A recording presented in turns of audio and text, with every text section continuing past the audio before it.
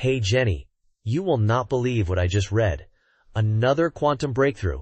And it's massive. Oh, you've got that gleam in your eye, Mark. Does this have to do with the Zuchongzhi 3.0 I've been hearing whispers about? Whispers? This is a full-blown shout from the rooftops. We're talking about a 105 qubit superconducting quantum computer. It's apparently as powerful as Google's Willow. This thing is wild. Okay, hold up. 105 qubits? Last time we talked quantum, we were barely hitting double digits. What's the big deal with this one? The big deal is, we're talking about a computer that's now neck and neck with what was thought to be the best out there. And get this, their single qubit gate fidelity is 99.90%. I mean... Whoa. English, please. Fidelity? Right, sorry. Fidelity is like how accurately the computer can perform operations on these qubits. Think of it like hitting the right note on a piano, but way more complex. High fidelity means fewer mistakes. So this Zuchongzhi 3.0 is like a virtuoso pianist hitting all the right notes? I'm starting to get the picture. Exactly. And it's not just about hitting the right notes. It's about how fast and complex the music can get. This baby can perform random circuit sampling, which basically means it can simulate complex stuff, like molecular interactions, faster than any classical computer. Molecular interactions? Wait, are we talking about what I think we're talking about? Drug discovery and stuff? You got it. This is where it gets even cooler.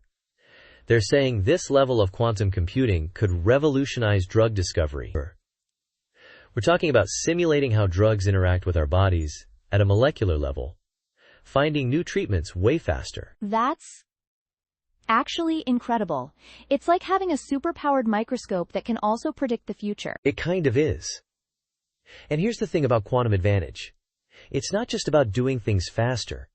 It's about doing things that were previously impossible. Like, imagine trying to map out every star in the galaxy with just a telescope. That's what classical computers are up against. Quantum computers? They're like having a fleet of starships exploring simultaneously. Okay, that's a mind-blowing analogy, Mark. But let's bring it back to Earth for a sec.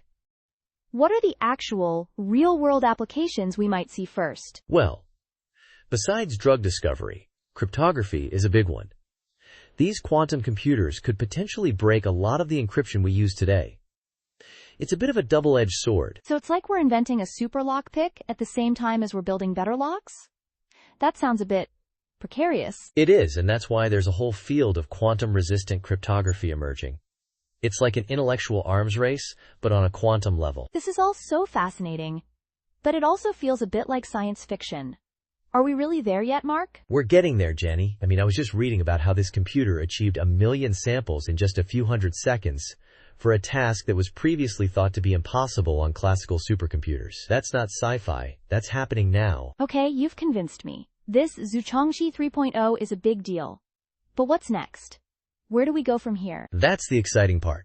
We're on the cusp of a new era. I think we'll see more integration with machine learning, more breakthroughs in materials science. The possibilities are endless. It's like we're standing at the edge of a new frontier. I can't wait to see what happens next. Thanks for breaking this down for us, Mark. Anytime, Jenny. This is what I live for. And to our listeners, stay curious, stay informed, and get ready for a quantum leap into the future.